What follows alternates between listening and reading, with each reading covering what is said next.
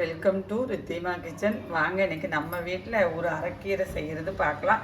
Already நம்ம சேனலில் ஒரு கீரை கடையிறத போட்டிருக்கோம். நம்ம பழைய மாதிரி நம்ம பழைய கிச்சனுக்கே வந்துட்டோம் ஊர்லேருந்து. பச்சை மிளகா போட்டுக்கிறேன் அதில்.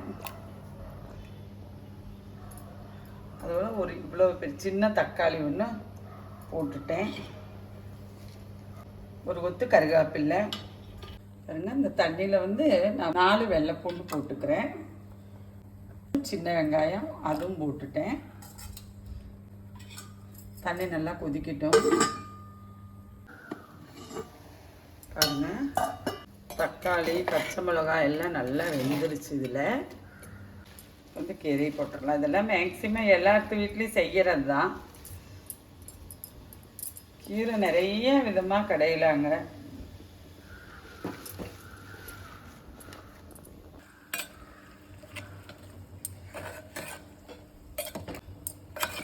நம்ம வந்து இப்படி கலக்கும் போது தக்காளி உடையக்கூடாது. நம்ம வந்து கீரை வந்து தக்காளி உடைச்சா தக்காளியோட டேஸ்ட்டு வந்து நம்ம தண்ணி வெடிக்கும்போது தண்ணியில் போயிடும்.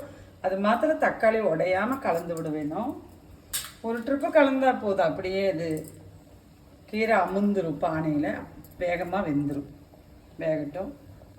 கீரை நல்லா வெந்துருச்சு நம்மளுக்கு. அந்த தக்காளி உடையாமே இருக்குது பார்த்தீங்களா? இப்படி தான் தக்காளி உடையாமல் தான் இருக்கணும், இல்லைன்னா தக்காளியோட டேஸ்ட்டு கம்ப்ளீட் தண்ணியில் போயிடும். இப்போ வந்து நம்ம கீரையை வடிச்சுக்குவோம். தாளிப்பு பார்க்கலாம். கீரையை வந்து நம்ம வடிச்சிட்டு வந்துட்ட தண்ணியை நான் கீரைக்கு தேங்காய் எண்ணெய் தான் விட்டுட்டு போகிறேன். தேங்காய் எண்ணெயில் செய்யும்போது கீரை ரொம்ப நல்லா டேஸ்ட்டை கொடுக்கும். ஒரு 1/2 ஸ்பூன் ஜீரகம் போட்டுக்கிறேன். ஜீரகம் பொரி வர கொத்தமல்லி அதுவும் போட்டுட்டேன். நான் வந்து அதில் ஒரு 4 பல்லு பூண்டு போட்டிருக்கோம்.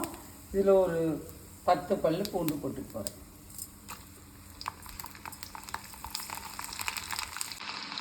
கொஞ்சம் அந்த வெள்ளை பூண்டு கொஞ்சம் கலர் மாறினோடனையும் என்னோடய கைக்கு ஒரு புடி சின்ன வெங்காயம்.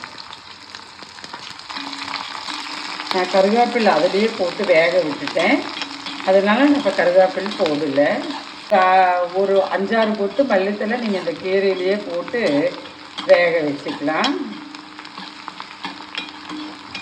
இதில் கூட ஒரு வரமிளகா கிள்ளி போட்டுக்கலாம். எனக்கு பச்சை மிளகாயே நான் 4 பச்சை மிளகா போட்டிருக்கேன். காரம் இருக்குது, அதனால நான் போடல.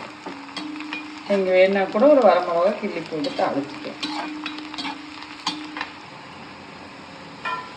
பாருங்கள், வெங்காயமெல்லாம் நல்லா பொரிஞ்சு வருது. நமக்கு இந்த அளவுக்கு கீரைக்கு போதுமான அளவு.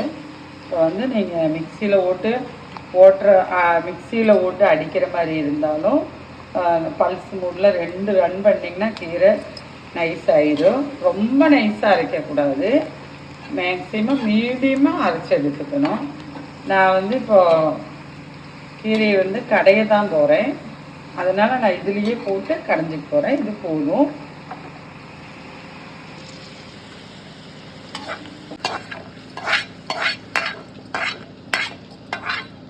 பாருங்கள், கீரை நல்லா நான் மத்தில் கடைஞ்சிட்டு வந்துட்டேன்.